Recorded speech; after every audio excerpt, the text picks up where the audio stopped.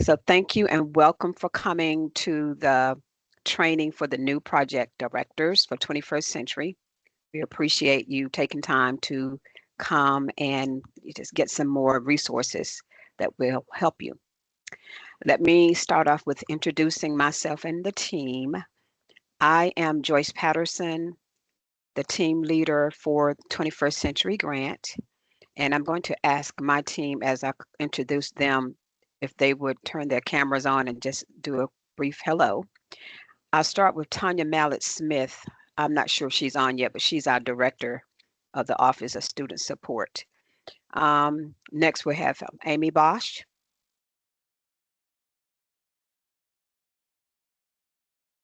Good morning. Thank you, Amy. Next, we have Dr. Vanessa Jennings.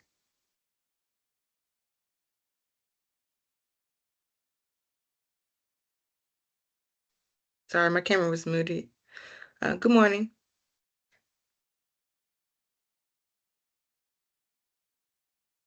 Good morning. Thank you. We can't see you, but that's fine. Thank you, Vanessa. Emily Langston.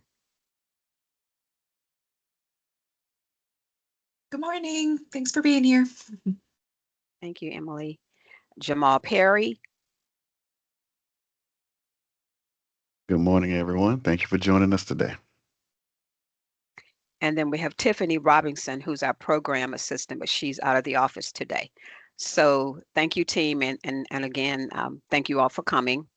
Today, we are going to just have a more intimate group, and we will discuss some of the things that were talked about during the main project directors meeting. Hopefully, most of you were there a couple of weeks ago now. There were lots of folk and lots of talking, and maybe just a little overwhelming for the new project directors who haven't had a 21st Century Grant before. So today's training is smaller and it's really designed to be more interactive and just a little bit more intimate. So feel free to ask questions. We ask that you will put them in the chat box. By now, you should have received a handbook, which I believe was sent to you after the main project directors meeting. And most of you should have received your GAN. And if you don't know what that is, that's the grant award notice, the official document that the authorized official, if school, usually it's superintendent, or if it's an organization, CEO, they sign off and it's a binding contract between the South Carolina Department of Education and your organization. So some of you should have, well, most of you should have received your GAN. If not, we are still processing the few remaining, and you should be getting them real soon. So on that note, I think those are all of the announcements that I have. Emily, thank you. With that, I am going to turn this over to Cardacia, who's going to start us off on the 5 focus areas. Cardacia.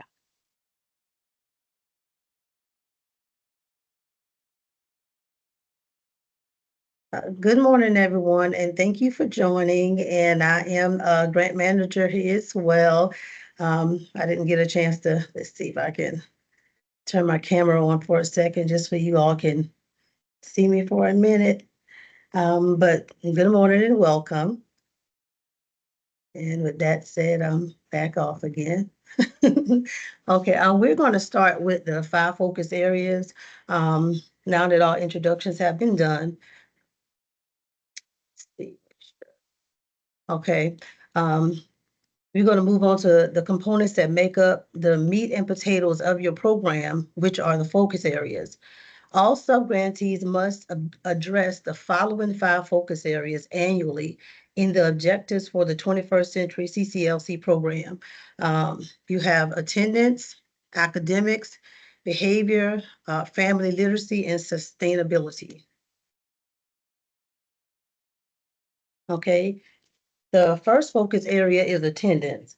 Attendance is a major component of your program. It is essential that you create a safe and welcoming environment to encourage regular student attendance. You also want to create a climate that is challenging, rewarding, and fun for students so that they will want to attend after school. Serving students is the foundation of the program, so it is essential that you monitor student recruitment, attendance, and retention throughout the entire program year because you don't want student attendance and retention to be an issue in program implementation. Let's see, all right. Looks like something happened. Okay. Get back to with the attendance in mind, the next thing is that you should know your student service number. Your average daily attendance requirement is based on your student service number. Your student service number is the number of students that you propose to serve as indicated by your grant. You will find this information in your approved grant application. If you do not have a copy of your approved grant, make sure that you get a copy because knowing what's in your approved application is essential in properly implementing your program. And when it comes down to attendance and your student service number, one of the key points that we always like to reiterate as it relates to average daily attendance is enrollment versus attendance. The number of students enrolled is not the same as the number of students who attend. For example, if your grant indicates that you will serve 50 students, you must ensure that the students enrolled in your program are actively attending your program. 50 students enrolled is not the same as 50 students attending. So your average daily attendance should reflect students who are actively attending your program each day as opposed to just being on your roster. And here if you look at the slide, there are a few suggestions to kind of assist with average daily attendance. And student retention is one. Understand that your student recruitment is an ongoing process. You must do all that you can to sell your program to your stakeholders. There are at least 4 pivotal stakeholders, that you must always have as a major focus. Those stakeholders are your family and parents, community, local businesses, and churches. And always keep those major supports in mind to help sell your program. And also think about student interest.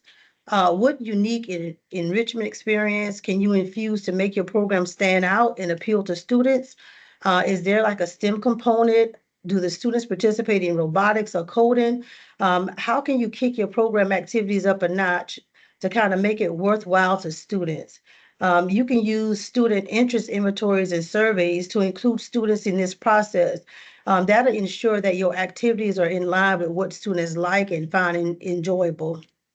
Also, parent and family buy-in is important.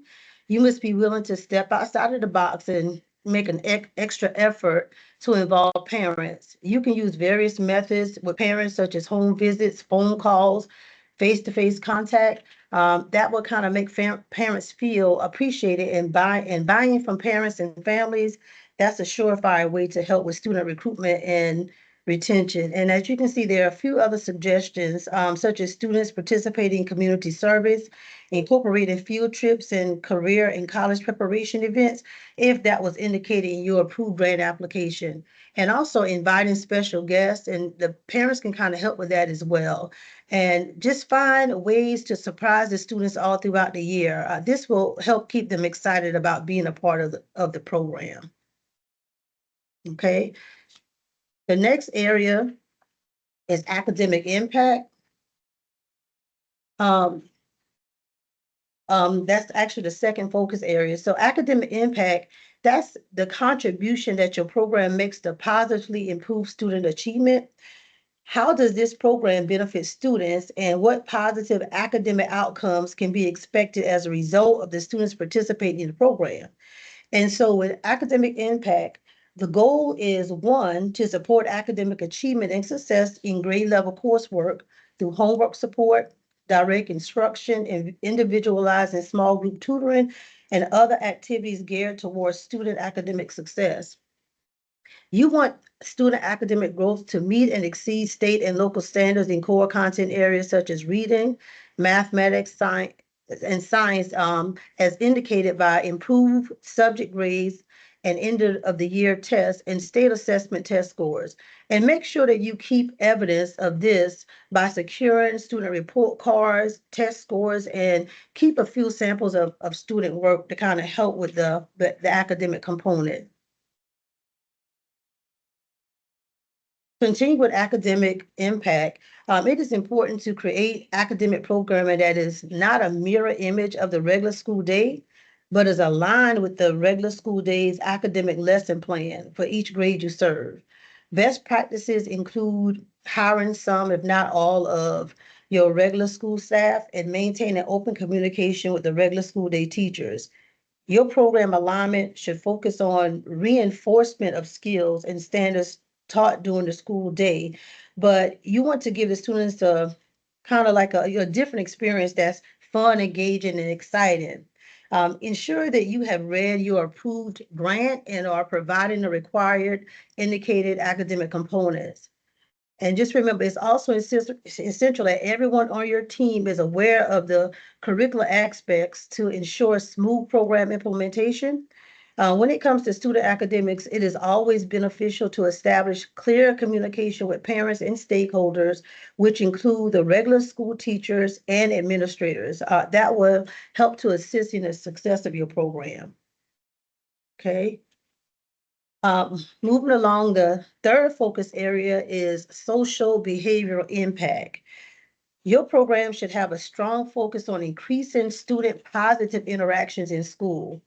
A major goal of the program is to improve student behavior through positive relationships that support three basic expectations as indicated on the slide. Is participation, respect for adults and other students, and appropriate communication. Your program should positively impact the students' overall experience, not just after school, but their overall school experience. That's why it's so important to incorporate things like character building elements into your program. That's a great way to make a positive connection from the regular school day to after school.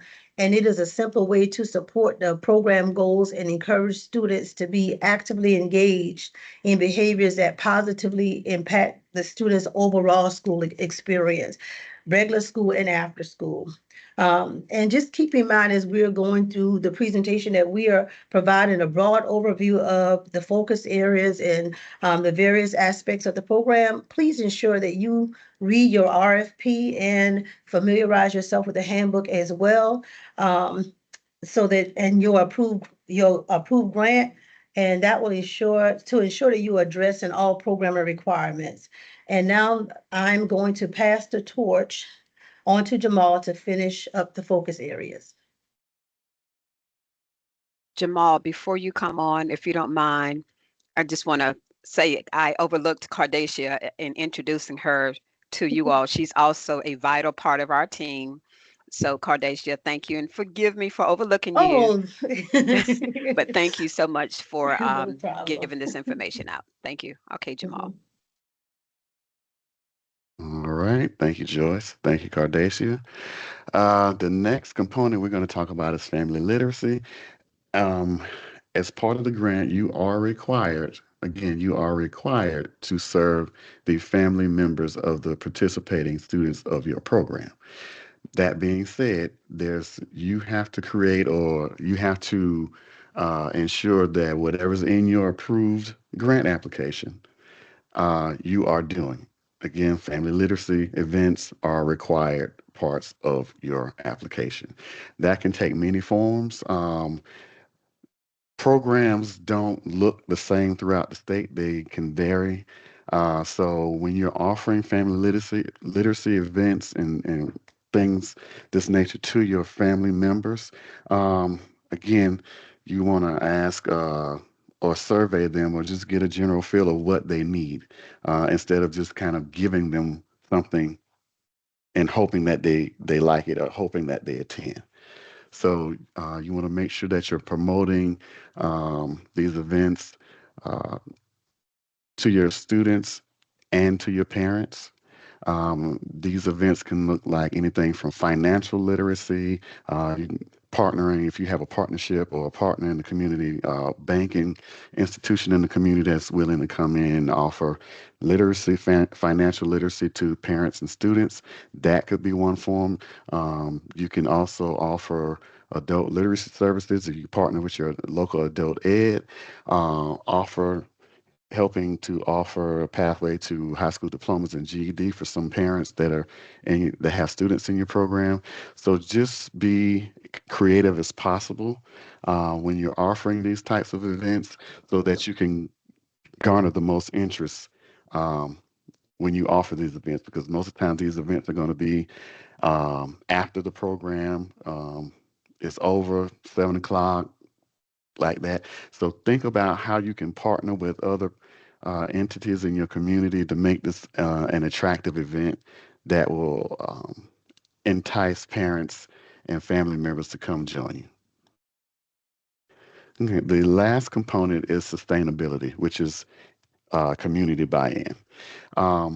If you read the grant application, you read the RFP, you know there are limitations on things that the grant will allow you to do.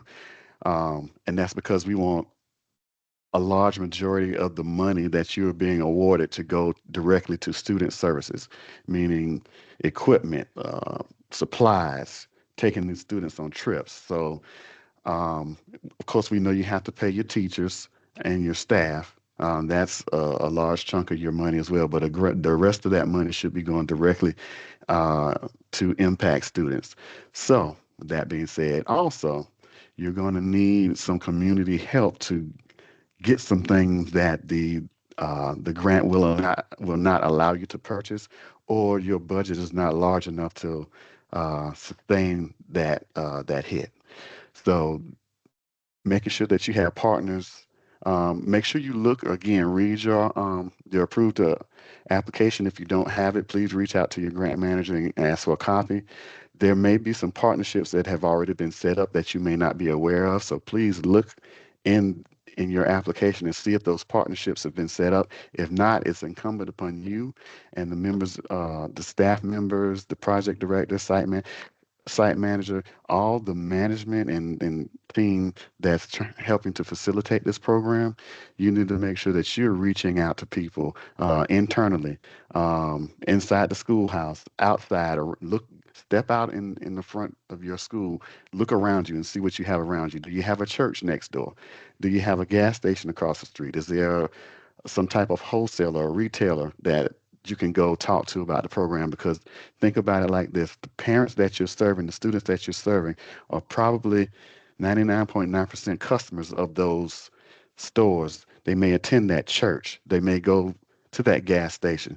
So be ready to talk about your program and tell them, and have a needs list of what you need, not just money. It may be that you may run into somebody that may be willing to volunteer some time and teach the kids how to play piano, or somebody is willing to come in and volunteer time and as far as showing the kids arts and crafts and stuff like that. Just be really creative.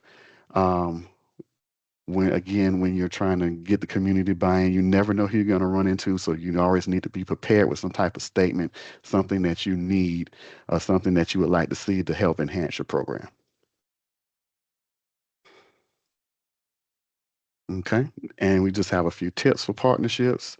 Again, what I was just talking about, developing an elevator pitch. So have a statement or a quick blurb or something.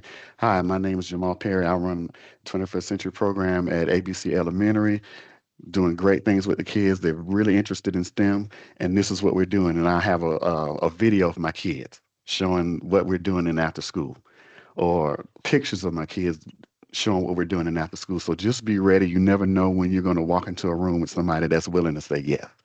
So you have to be willing to give them the information so that they know what you're doing.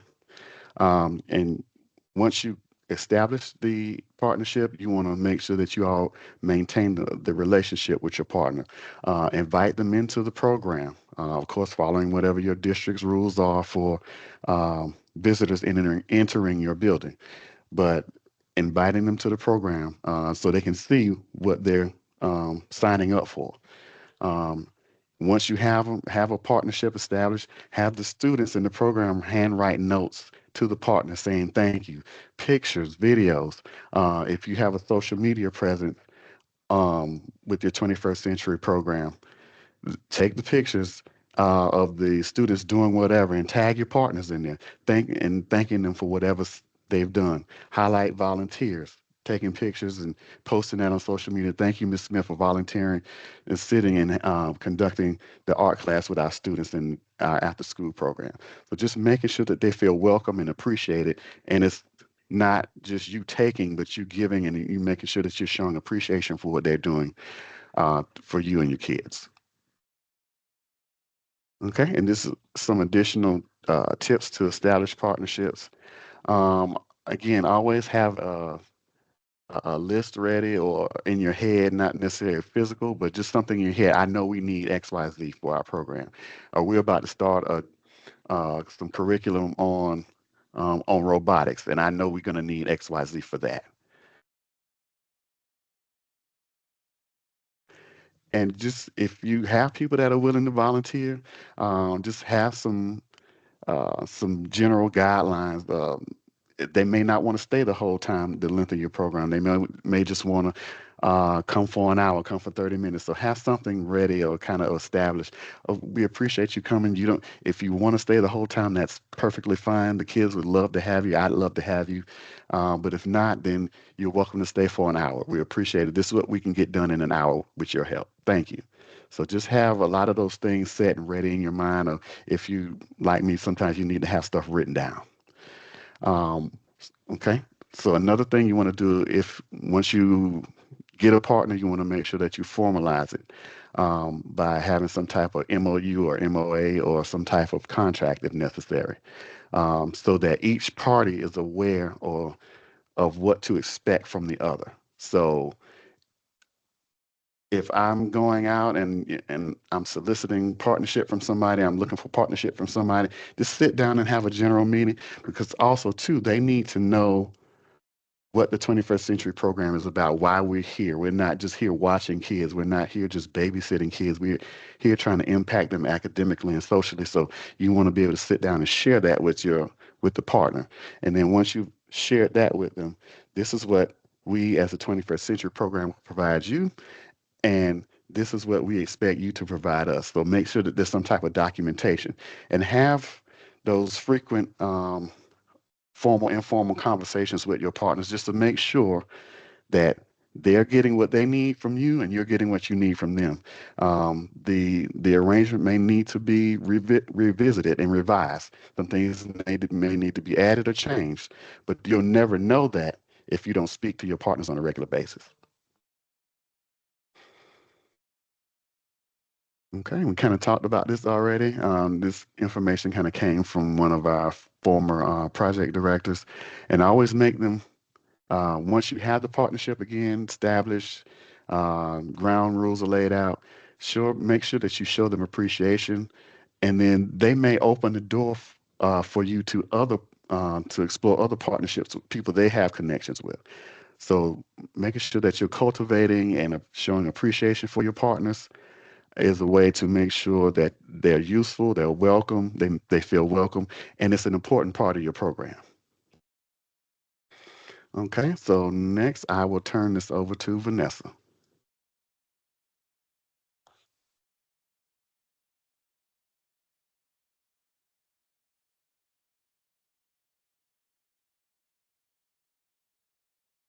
Good morning again. So here we're going to discuss after-school enrichment programming. It's basically to provide the students with the opportunity to explore interests beyond your standard curriculum that you may have for your particular program. And these programs can offer like a safe environment, of course, and ways for the children to develop social, academic, and physical skills.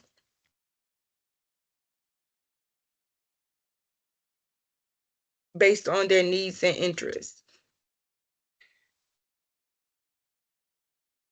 And here is an examples of what those type of programming looks like. Of course, every program is not the same. We have youth development, college career and preparation, character education, drug and violence prevention, counseling programs, art, music and recreation, community service, and technology and STEM education. And the benefits for the students will be academic success, of course, skill development, and social emotional growth. Just finding ways to practice mindfulness. And of course, health and wellness, where you can encourage the students to have a healthy and active lifestyle.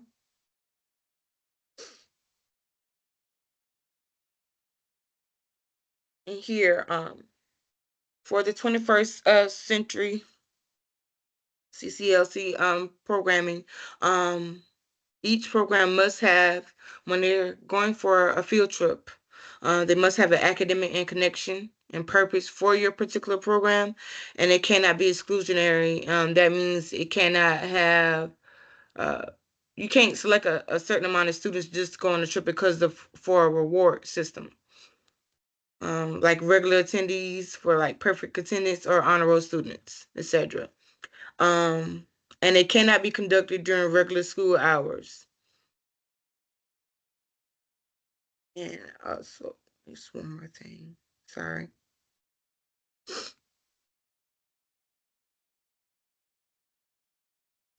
For the field trip request form, it's listed on the sub-grantee handbook.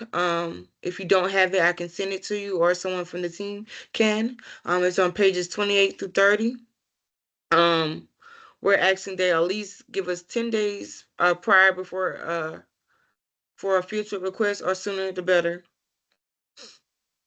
And some of those field trip ideas could be community engagement, where you incorporate community service trips, or volunteering at a food bank, or helping in an environmental cleanup, or as well as going on a college visit.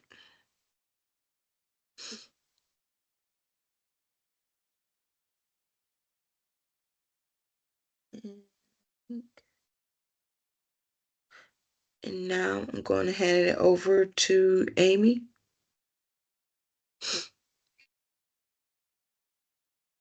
Good morning. So I'm just going to talk briefly about the financial responsibilities when it comes to your 21st century funds. And just a reminder, of course, we want to stay within the guidelines of the 21st century spending. So there's several things that are not allowable, and that's in your handbook. That includes clothing, marketing, food. So definitely refer back to your handbook in regard to those non-allowable items. But also we want to encourage you to spend your money. So often we are seeing funds come back to us or not get claimed that you guys are eligible for. So we also want to spend down our funds. So let's move forward with this a little bit. So everyone has their budget that they submitted, and then your grants manager has been working with your budget to, go line by line to see what has been approved. There has been a few adjustments with the budgets in order to get those GANs out. So make sure you are communicating with your grants manager to make sure that all your line items on your proposed budget was approved.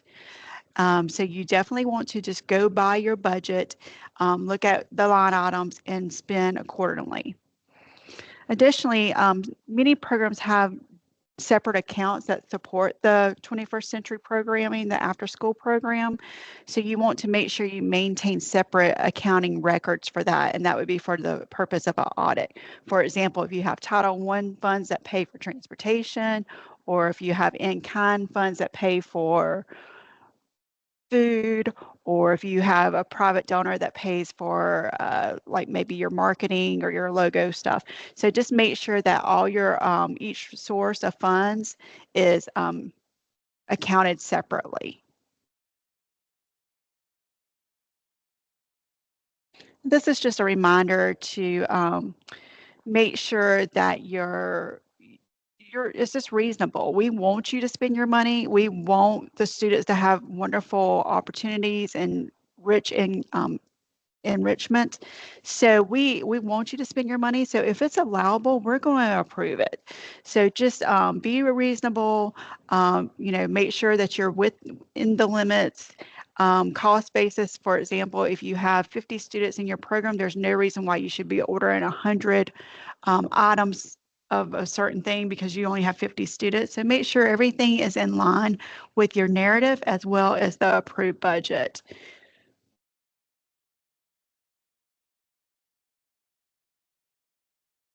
Just be consistent. Just how do you know when your expenditures are allowable? Just be very consistent. You're in gaps. We're going to talk a little bit more about that in a few minutes, but just you have your categories, your 100s, 200s, 300s, 400s, so forth. So just make sure that everything is very categorized and organized. And then also just remember when you're working with federal funds, there's no double dipping.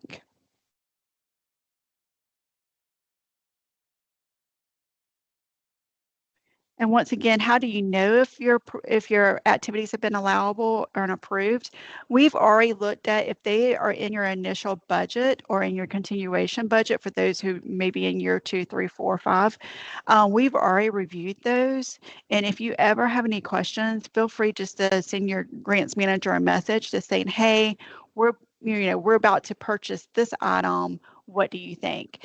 I know I work with my project directors a lot, just back and forth. And like I said, we want you guys to spend your money. So if it's allowable, we will say yes. So just make it as allowable and reasonable. So, and then we do realize that you may need to change. You may had in your original budget that you were going to order 10 iPads, but now you're going to have access to the ones that are provided by the school. So you don't want to waste that money. You want to use that on something else. And instead you want to go to a great field trip. You want to take the students to the aquarium. So, we realize that change and modifications may and will be needed throughout the year. So just communicate with your grants manager, and there is a Formstat link to do that. How will I get reimbursed? This is a reimbursable grant, so that means you have to spend the funds and then you ask for reimbursement. You're going to go through gaps, and we're going to talk more about that when Pearlie comes on from Grants Accounting. And we are helping you guys make sure the money is spent down and make sure it's spent accordingly we have a couple of new procedures in place, including the new quarterly requirements that was talked about last week at the meeting. And that will help us assure that the money's been being spent.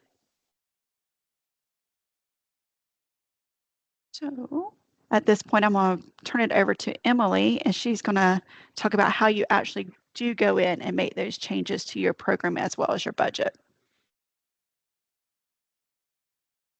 Thank you, Amy. Good morning again, everyone. All right, so we're going to talk about making budget amendments and program modifications, and then a few extra forms, like the field trip form that Vanessa was talking about earlier. So there are a few situations where you have to go through the department in order to make changes to your grant. You will submit a program modification form for any changes to the scope of work, including your school served and site locations, changes to key staff, transfer of funds. Now, if that's just a budget amendment, you don't need a full program modification form for that. That will just be a budget amendment, which we'll go through the procedures for as well. Costs requiring prior approval, changes in the total award amount, extension or contraction of grant award timeframe, and changes to the approved subgrant recipients. As Amy kind of mentioned, there are some costs that are disallowed by the department.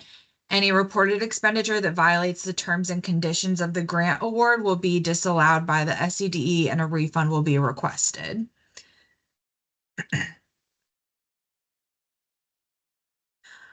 All right, so looking at budget amendments, a budget amendment is required when you just need to move some funds around between your already existing activities. So this is not making any actual changes to what was in your grant proposal. When you submit a budget amendment, you should list the reason for the change. The request must contain a compelling and detailed programmatic justification and rationale for the need for the change, for the requested change. The change must be in keeping with the intent, goals, and objectives of the RFP, the project application, and the grant award. And you also need to give us the impact on the budget. You need to justify the decrease as well as increase to your budget line items. In other words, you must explain why funds have become available, so why you no longer need funds for one project and why they need to be directed to another project instead.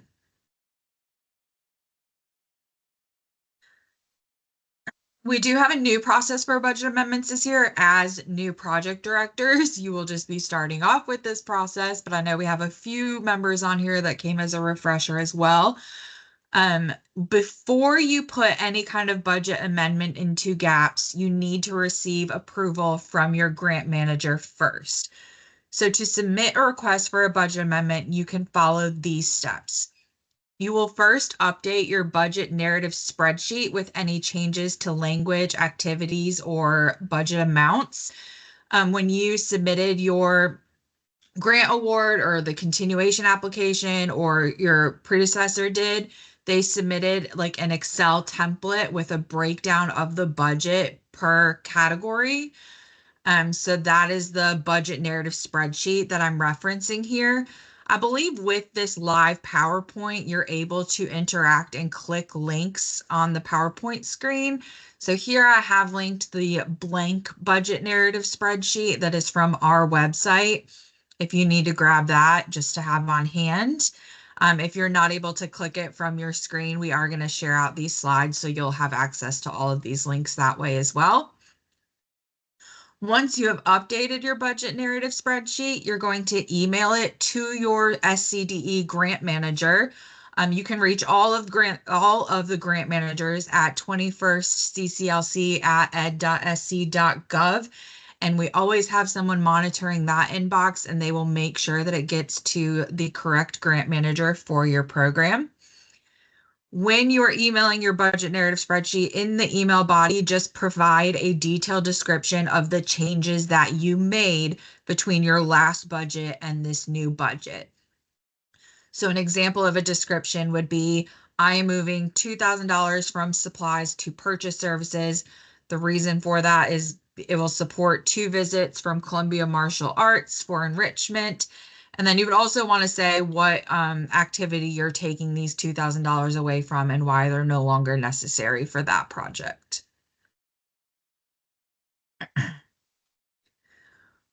Once your grant manager has had an opportunity to review your requested budget amendment, they will either respond to you with changes or clarifying questions that need to be made, or they will respond with their approval and tell you to proceed with entering the amendment in GAPS.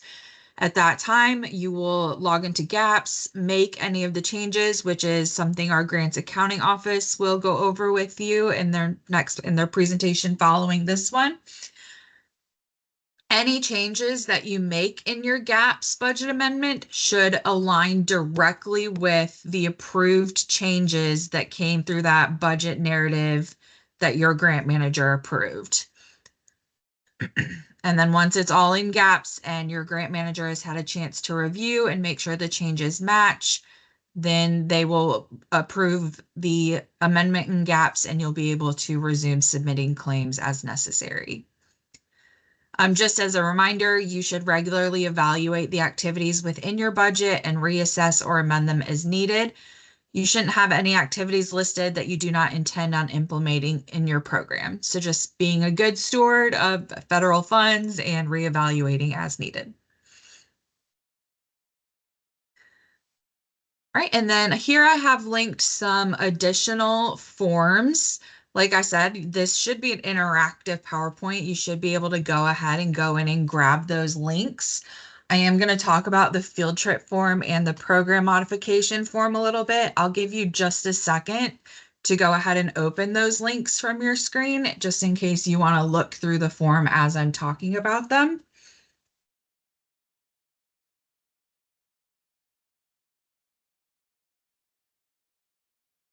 And as I said, this presentation Emily, will, excuse yeah, me, sorry. Emily, is there any way you can just go ahead and open it now and also show them in case they can't get to it? Would it allow you? I just would have to be switching back and forth between the PowerPoint Okay. and the forms. Okay, no problem. No problem. Yeah, Thank but you. these are also linked in your handbook. And as I said, this presentation will be shared out, so you'll have multiple opportunities to grab these links. For your field trip form, we would ask that you give us this form as soon as you're able to, but as Vanessa stated, at least 10 days prior to your planned field trip, just to give us time to review. Your program modification form is different than a budget amendment, which is the process I just went over with emailing your grant manager. When you submit a program modification form through FormStack, we get the links to the form sent directly to us and can review and will email you with approval. And that's to be completed when there is a change to the actual scope of work as outlined in your original grant application. And then the last link here, we're not going to go through in too much detail. This again, linked in your handbook. You'll receive a link to this comprehensive monitoring tool from your grant manager before they come to visit your site or conduct your online monitoring. So you'll receive a site visit for years 1 and 3 and your team's call for years 2, 4, and 5. And this is the tool that you'll complete at least 2 days before that monitoring date. So we want to provide that in advance just so you kind of have an idea of what documentation you should be keeping and will be required to provide. All right.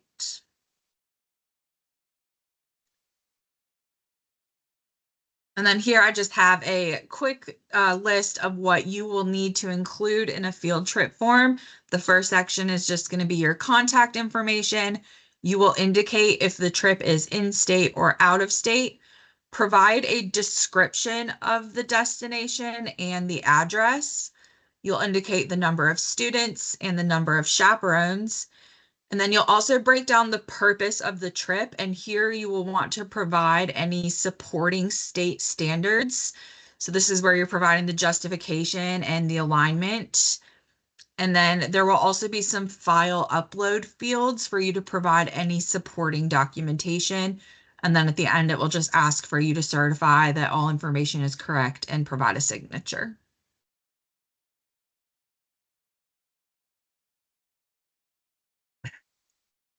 In your program modification form, so again, this is if there are any changes to the scope of work from your original grant application, you will be asked for a description of the change, the reason for the change. So it must contain a compelling and detailed justification and rationale for the need for the requested change. This change must be in keeping with the intent, goals, and objectives of the RFP, the project application, and the grant award. You will need to lay out any impacts on originally approved grant components. So how will this affect other components that we've already reviewed and approved? You will indicate if a budget amendment will be required. So will there be an exchange of funds between activities if this program modification is approved? And if the answer to that is yes, then you will need to submit a budget amendment within 2 weeks of your program modification approval. And that would be following that process discussed in the previous slides. And then again, there will be some fields for file uploads for any supporting documentation. Again, this is a form stack, so this will come directly to our mailbox once you submit the form online, and then we'll have a chance to review and email you approval.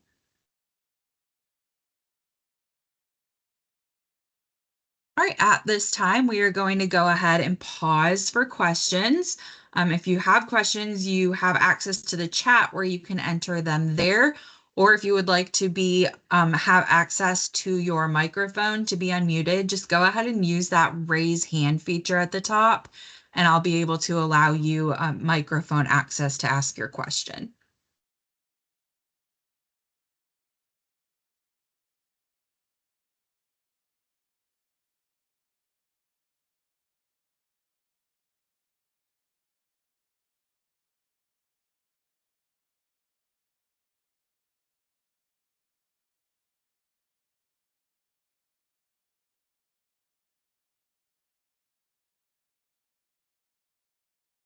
All right, I do not see any hands raised. I don't see anything in the chat.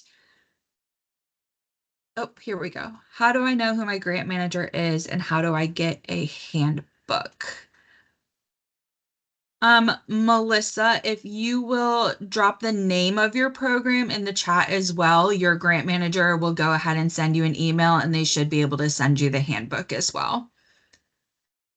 And additionally, if you can get a copy of your GAN, if you've received it already, your program manager's name will be listed at the top right of the GAN as well.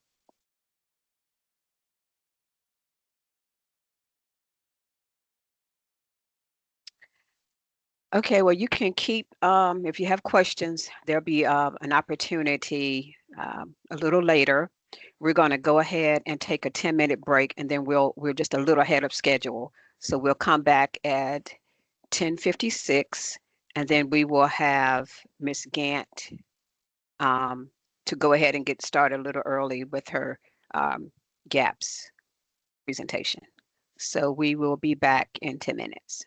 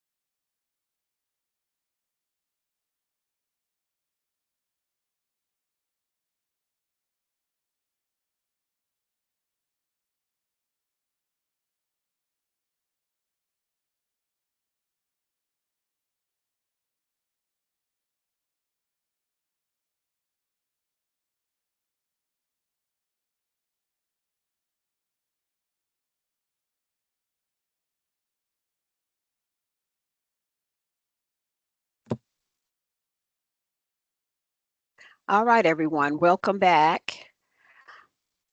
We are now going to hand this over to our grants accountant, Pearlie Gant, and she will walk you through everything related to claims, expenditures, and the GAPS system as a whole. Okay, Pearlie. Good morning, everyone.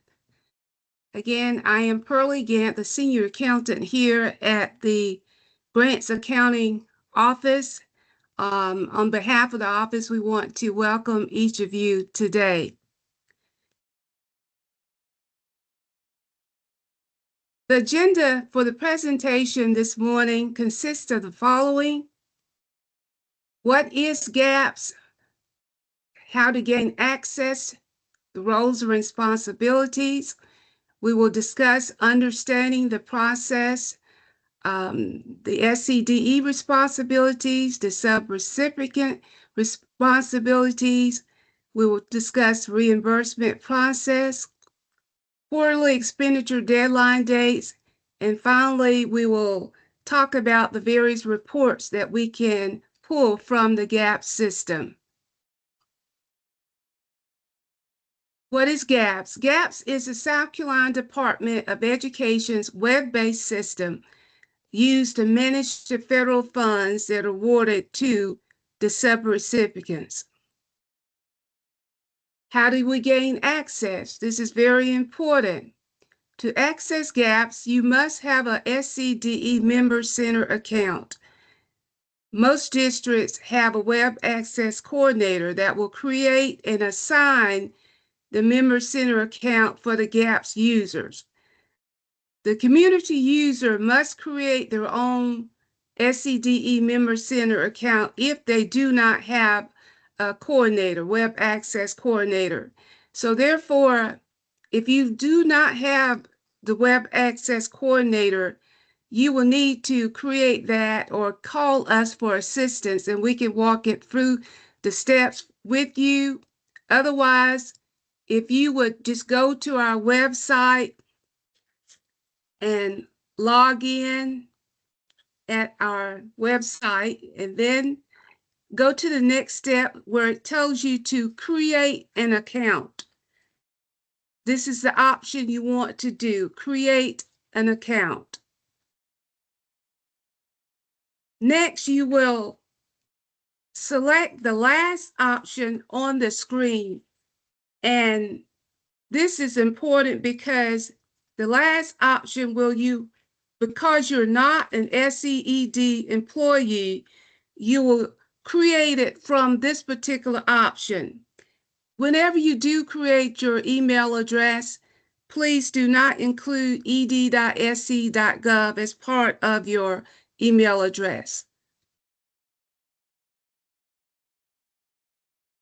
The next step you will need to do is click on the Community User button.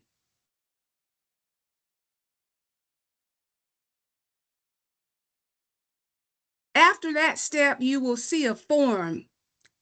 You will need to complete the form, and after having done so, you will need to click the section that says Create Your Account. You will receive a temporary password that will be sent to your email address.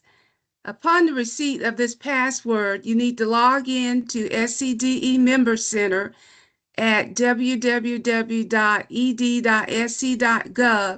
and type in your temporary password. You will have the option to change that password after you receive the email from GAPS. What is GAPS? We all have roles and responsibilities. For each subgrant, you will need to assign 3 different individuals to work on the system or work within the system.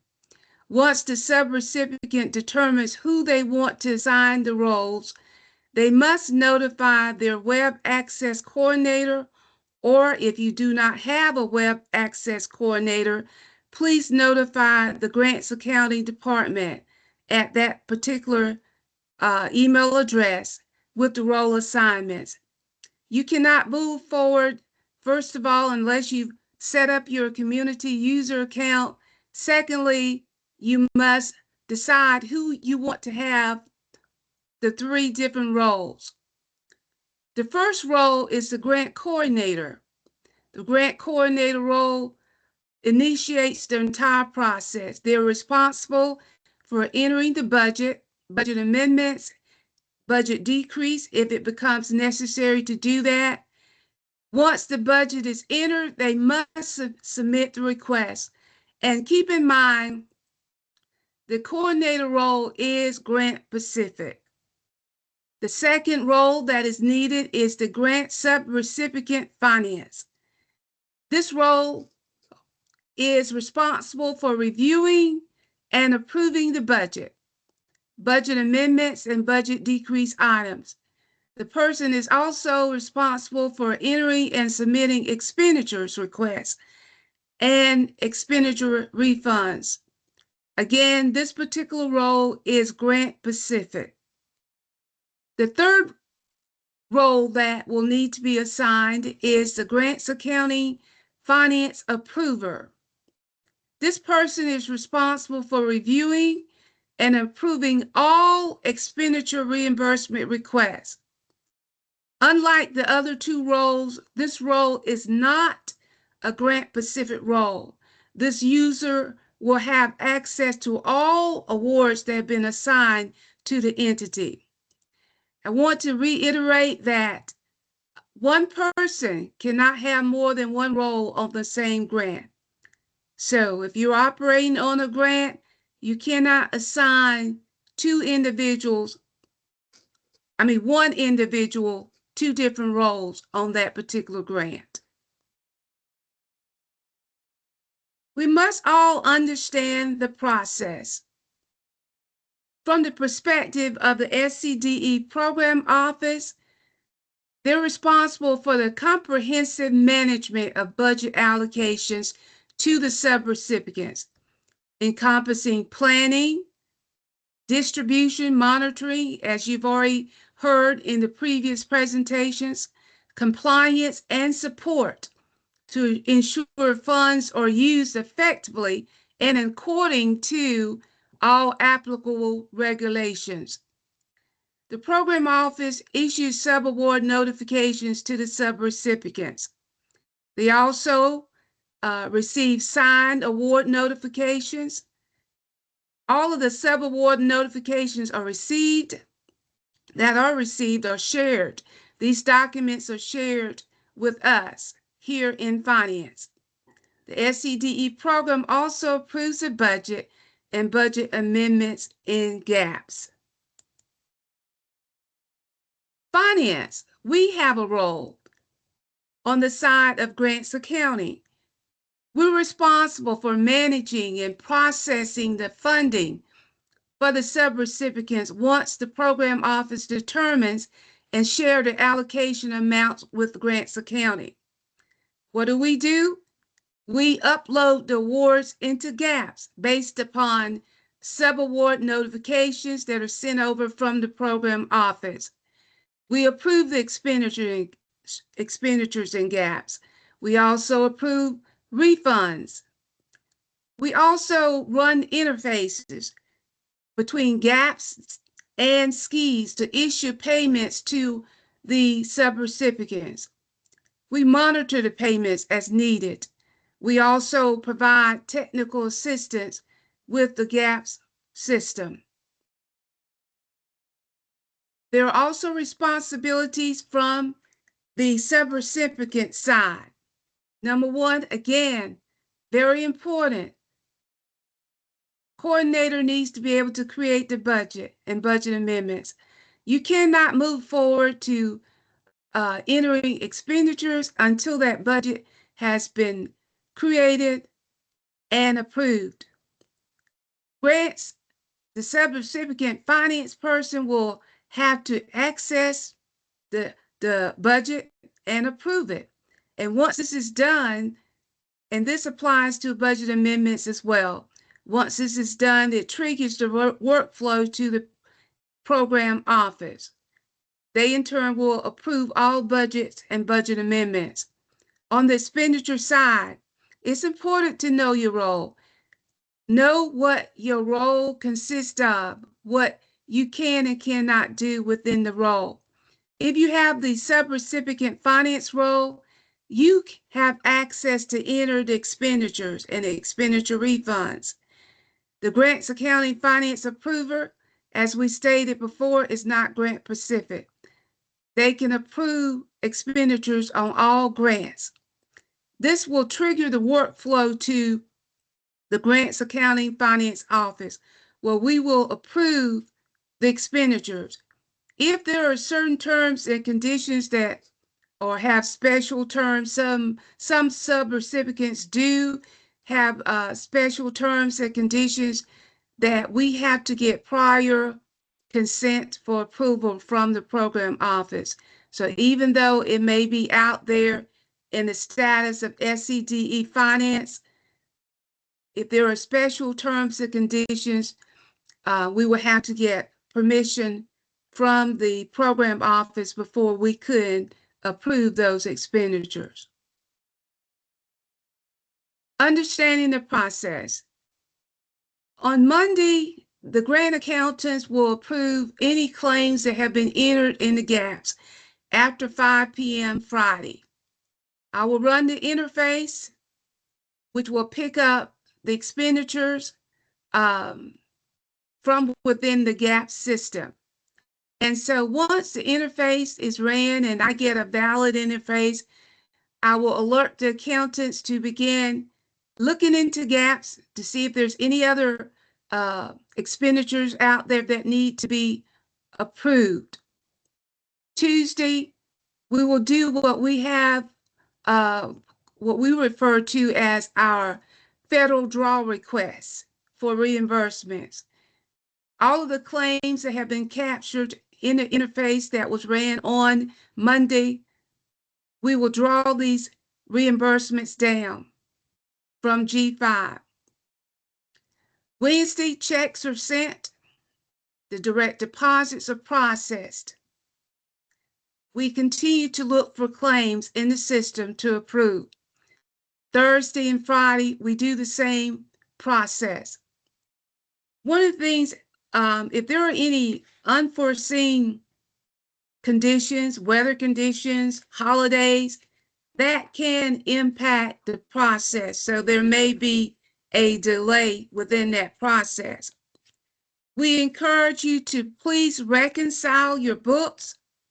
If you have entered an expenditure and it was approved by the finance approver before close of business on Friday at 5 p.m., the payment should be in your treasurer's office by the end of the next week.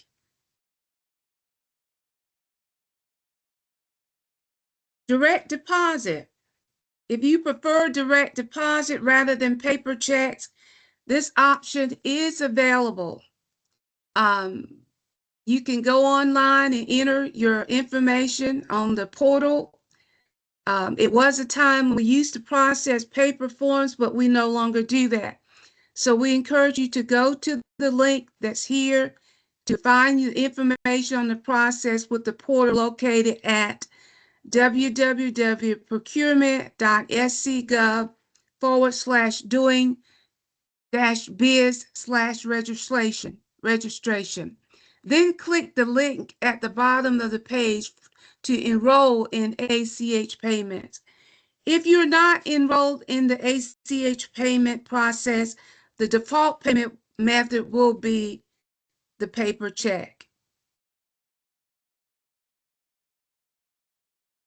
Quarterly expenditure deadline.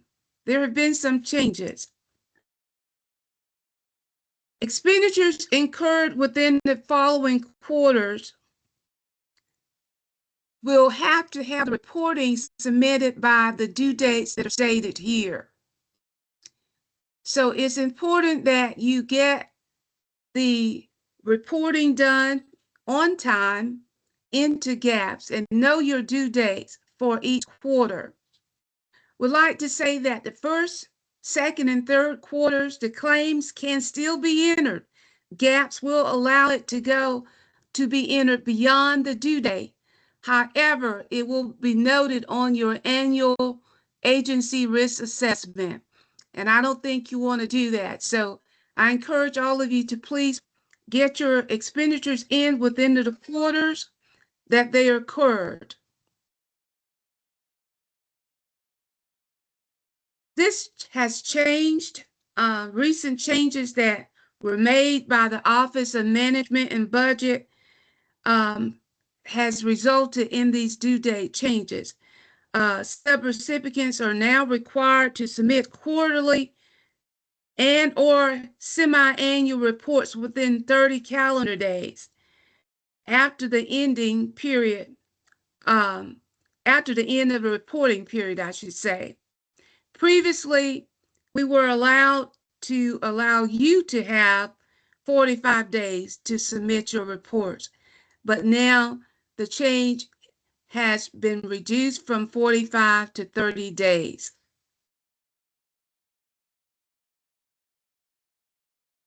Reports. There are various reports that can be pulled from the gaps. I encourage you to please occasionally go out and pull the reports if you can. Budget summary reports, budget detail reports. They're very important in terms of knowing your budget, making sure that it's been approved, the status that it's in, how much you have available to spend on the budget. You can also go out there and look at some expenditure reports, how much you have already spent, and look at the line items if necessary to let you know what they were for. So all of these reports can be pulled from gaps. They're very helpful. I encourage you again to be able to go out there. If you encounter where you cannot pull a report, please let us know and we will try and get that done for you, and also to find out why you're not able to do so.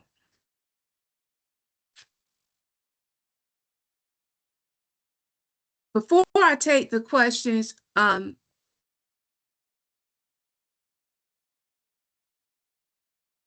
we want to say that the presentation that I have given today is just a general GAPS overview presentation that basically outlines the process flow and the key functions.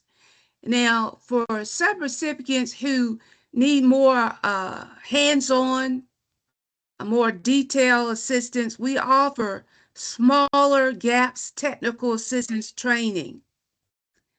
In those settings, we can walk through entering budgets, submitting claims, and processing amendments directly in GAPS. And these sessions also we found to be very ideal because they allow the right parties to be present. Your coordinator, your subrecipient finance staff, your finance approver, program officer, and the grants accounting staff to be in the same environment.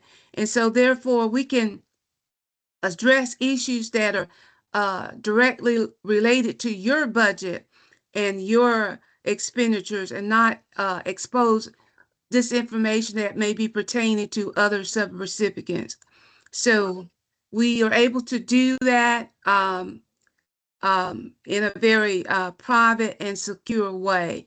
So we want you to know that if you decide that that's what you need and would like to have, just please send your request to the Grants Accounting email, grantsaccounting@ed.sc.gov, to our mailbox. We do monitor that mailbox and try and respond as quickly as possible. We get numerous requests, and some are very easy to resolve and others are not. So we encourage you to be somewhat patient with us, but we will try and respond. And if that's something you need to do, we'll try to set up a time and a date that we accommodate your request. At this time, are there any questions? Our Grants Accounting email address is grantsaccounting@ed.sc.gov. So any questions or inquiries, if you may not have some today, but after the presentation, you may begin to think and things that you want to ask and inquire about. Please feel free to send those to our Grants Accounting email box, and we'll respond to your request.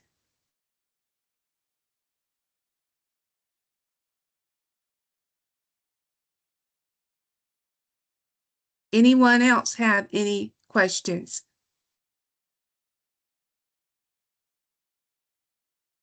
All right. If not, thank you so much, Pearlie. I Thank hope that you. thank you. I hope that you all got some valuable information from Pearlie. And as she said, if you still need kind of one-on-one help, they are there and willing to help you as well. So thank you, Pearlie. Thank you. All right. At this point, we're going to turn this over. I'm not sure who's leading this, but just kind of talking about the monitoring process. I believe it might be Jamal. Okay, good morning again. I want to share a document with everyone. Um, let's see.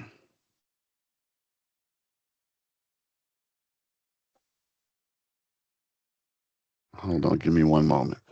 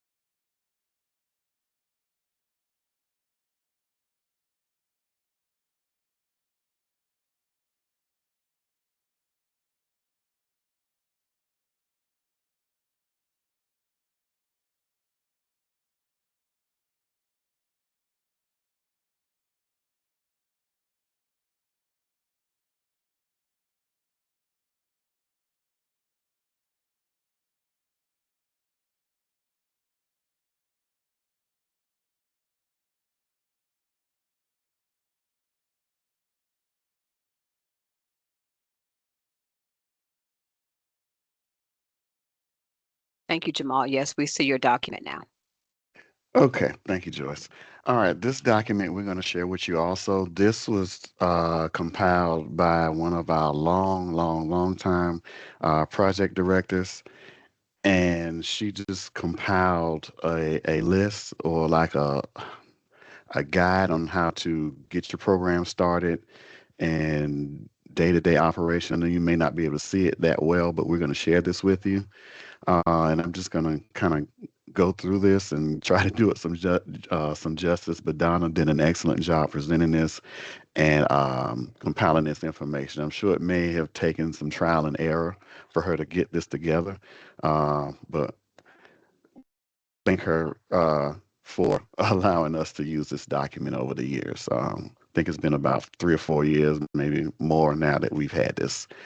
Um, and if you're very new, you want to take a look at this document and kind of go through and some things to help you kind of get set up. I know we have a person on here who was just notified yesterday or today, hey, you're in charge of the after school program. So if you need some support, reach out to your grant manager, but we're going to share this with you as well. Just making sure that you have some things in place because we don't want to scare you, but you are responsible for a lot of things. Not just making sure the students are in the seat, you're meeting the service number, making sure that there's a appropriate flow between activities and sessions and whatnot. And from the time from the time you receive the kids after school, from the time you get them on the bus, let them leave with a parent or guardian, you're responsible for that flow of that program. And that's a lot. And we understand that. And we want to make sure that we say this: we're not here to get you, we are here to help you. So if you have questions, you're unsure about what you read in your approved grant application, please reach out to your grant manager so that they can go through it with you. We'll meet with you, talk to you, email back and forth. We do not care how you reach out to us. We just want you to reach out to us if you have questions. This is a very extensive list, and she started from making sure you have support from the district office, which is very important, school administrators, guidance counselors, the regular school day teachers. Especially if you're a community-based organization, you definitely want to have a strong communication and relationship with the district office, the school that you're serving, and the teachers. They can set you up for success or they can set you up for failure. So you definitely want to start there, making sure that you have buy-in from the school that you're serving. Next, again, and we talked about this a little bit, making sure that you have buy-in, or you're communicating frequently with all the stakeholders, your parents, your teachers, even down to the custodial staff, because you may be using the administrator may say, we don't want you to have free reign of the school. You're in the B wing of the school for your after school program. You may have access to the cafeteria, the B wing, the gym. And what do you think is going to happen if you access that area and you leave it dirty for the regular school day? That teacher's going to say something, and it's going to trickle up, and then it's going to trickle back down to you in the after school program, because they know I assigned you to that B wing. So just thinking about those little things. You may need to have a nurse on staff because you have a large number of students that have some type of medical condition. you We looking have for? programs.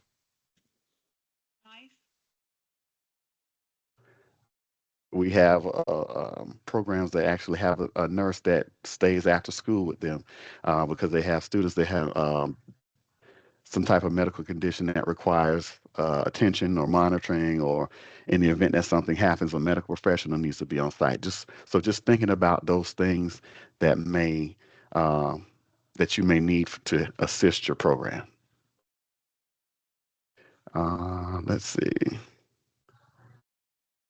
And again, we've talked about making sure that you have a copy of your grant application. We can't stress that enough. So make sure you actually have a copy of your approved grant application. If you do not, if you weren't involved in the writing of the application and you were just you volunteered or you were voluntold that you are running this program, make sure you have a copy. If not, please reach out to your grant manager and ask for a copy. If you have, once you review it, you have questions, please reach out to us again so we can kind of go through it and give you some guidance.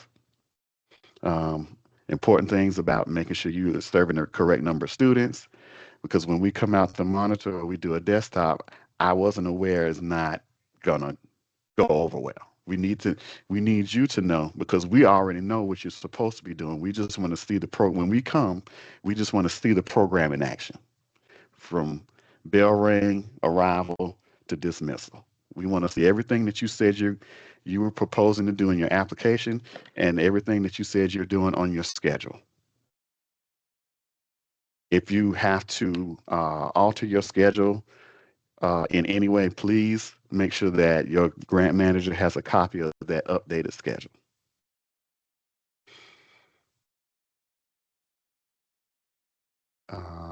Just touching on some things, you are required to have an advisory board.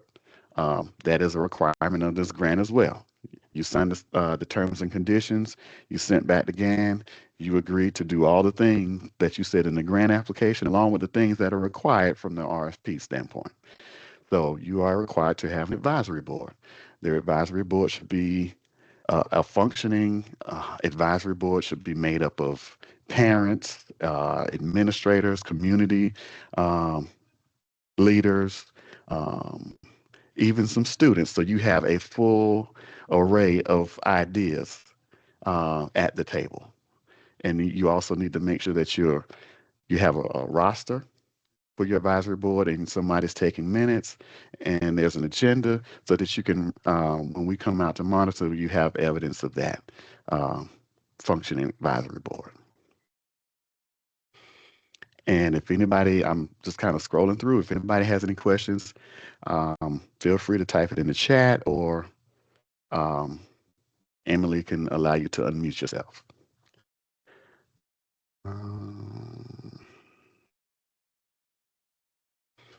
And team, if y'all want to chime in, that's fine as well. Okay, so she has broken this down from a grand overview to day-to-day operations. What are we doing when the bell rings and I receive the students? What am I doing? So you need to make sure that you have access to, again, your approved schedule, and you're following what you said you were going to do on your schedule.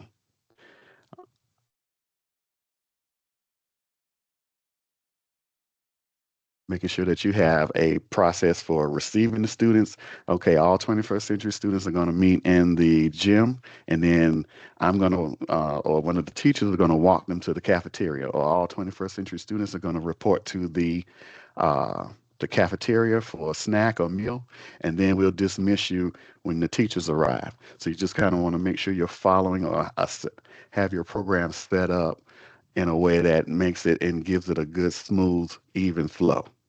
So you make sure, figure out what process works better for you, because when you're dismissing the students, again, this is somebody else that you may need to have a relationship with. Whoever is doing the announcements in the afternoon, you'd like them to announce, hey, 21st century students dismissed, you go to meet in the cafeteria, so that they know, okay, it's time for me to leave. The teacher knows, okay, Johnny and Amy are in the 21st century program. I'm dismissing them to go to the cafeteria. So there are a lot of people that you need to have relationships with inside the school to make sure that, one, your kids get to the program. So just making sure you're considering everything from start to finish. Just think about that, from start to finish.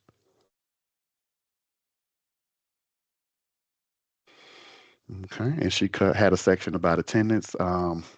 Cardacia talked about it earlier. There's a difference between I have 100 students enrolled, I have 40 students attending, I propose to serve 50. So yes, it looks great that you have 100 students enrolled. You got 40 attending, that's pretty good. We want to get it as close to that 50 as possible. So just making sure that you're continuously promoting the program, talking to parents, talking to students. Are you enjoying what we're doing? Is something that we need to do better? What types of activities, enrichments do you want us to offer? So that you're giving the students power over the program. They feel like they have a say in the program. You're not just, you go to this classroom, you go to math, you do this. No, we'd like to do this. We like to have a robotics team. Okay, we'll make that happen. We'll see what we can do to make it happen. If that requires you changing program, altering budget, then you need to see how feasible that is, looking at your budget, make sure that you're staying on top of how much money you have to spend, how much money have you spent so far, how much money you have left. You need to make sure that you're on top of that. So, okay, is this financially feasible? Do I have a teacher that can facilitate this STEM, or do I need to do this? Or do I need to find a vendor to facilitate the STEM, because I have 25 out of 40 students that said they want to do this. So I need to figure out how I can do this. And I also need to figure out what these other students want as well. So you have a lot of hats to wear, and we understand that. And again, we are here to help you.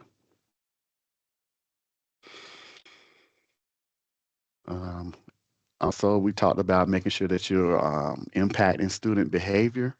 So if you want to bring in somebody to speak, a paid speaker, or you have a partnership with some type of group that comes in and they do positive peer reinforcement of speaking or talking about character ed can be a part of your program as well.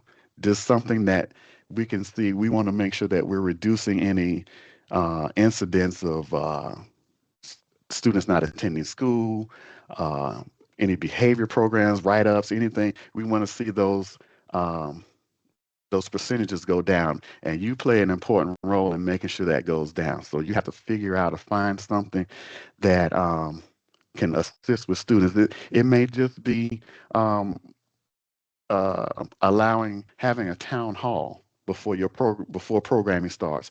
You allow the students to get some things off their chest. If they want to do it out in the open, or you can have a suggestion box. They can anonymously write, "Hey, I'm having a problem. Put this in the box. I'm having a problem with this. Can somebody help me?" And you can discuss it with everyone in a town hall, student town hall. Just different ways to kind of curtail behavior. We know kids are going to be kids, but still have to find some way to impact their behavior in the after school, which in turn it can help during the regular school day. So just making sure you're finding some way to celebrate the kids, making sure you're impacting them academically, making sure that they're doing things that they actually want to do. Because if they don't want to do the activities that you're offering, they're going to let you know, and they're going to let you know by not showing up.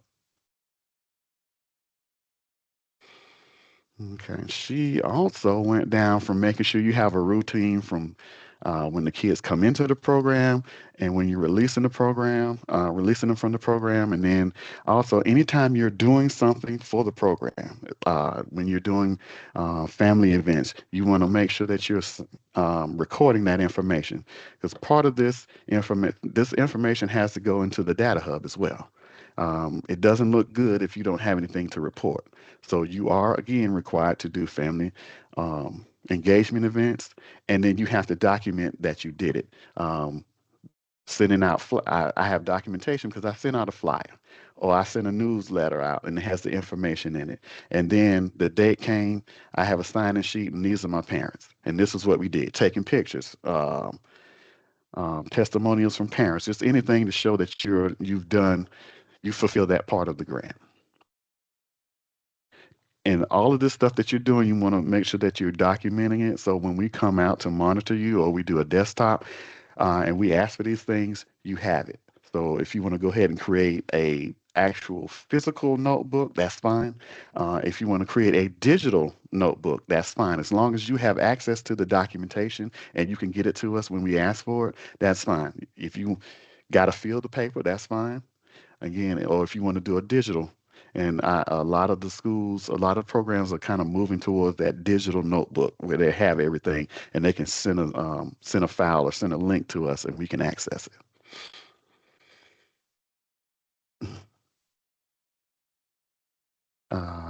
Let's see.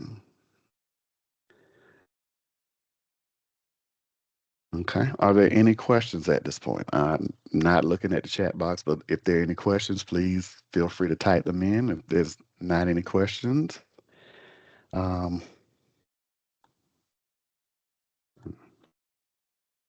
We had a few questions in the chat, Jamal, that I think we've resolved most of them. But I did just want to point out for everybody, I have put the link to the handbook in the chat for anyone who needs access to it.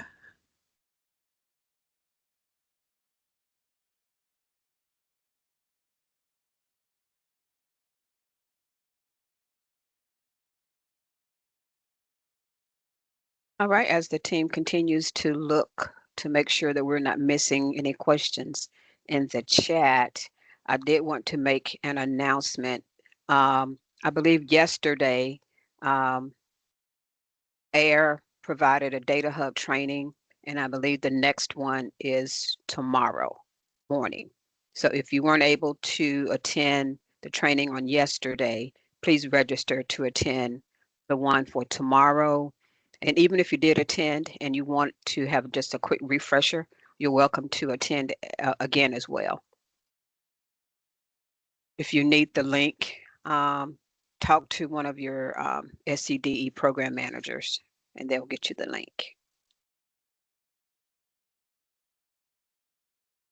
Are there any other questions from any of the participants on anything that we've covered? If you still have questions about anything and we can answer it now, we'll try. If not, we'll get an answer to you.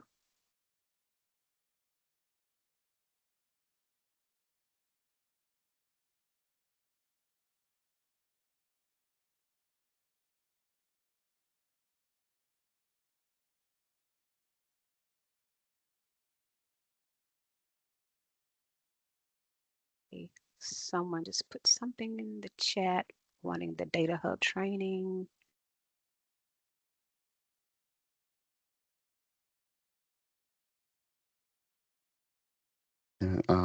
Ms. Anderson, are you from Felton?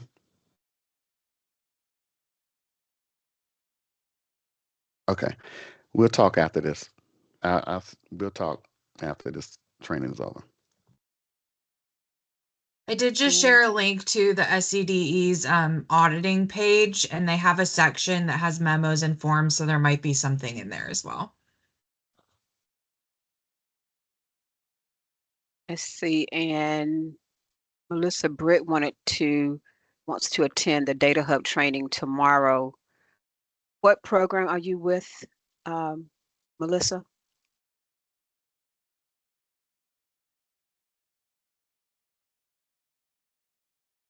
You can unmute yourself. Or oh, okay, Lake City, and is that yours, Vanessa?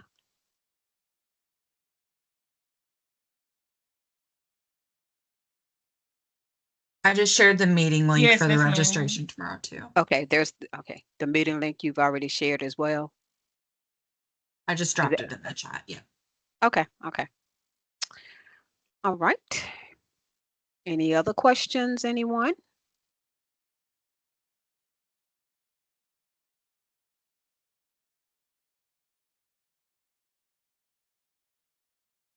If you have questions after this, I believe that we shared the contacts page and 21st CCLC at ed.sc.gov, I believe is the email address.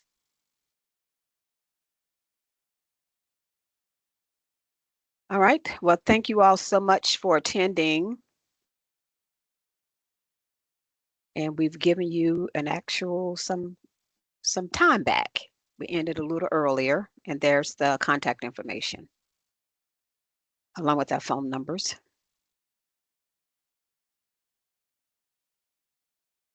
Oh, Lenora, you're welcome. That's what we're here for. Lenora says, thank you for your patience and grace with those of us who are new. I appreciate it. We are here to make you be as successful as possible. When you're successful, so are we. Oh, good. I'm glad you all are feeling better. I know it can be overwhelming. And again, as Jamal stated, we're not here to say, I got you. We're here to help you.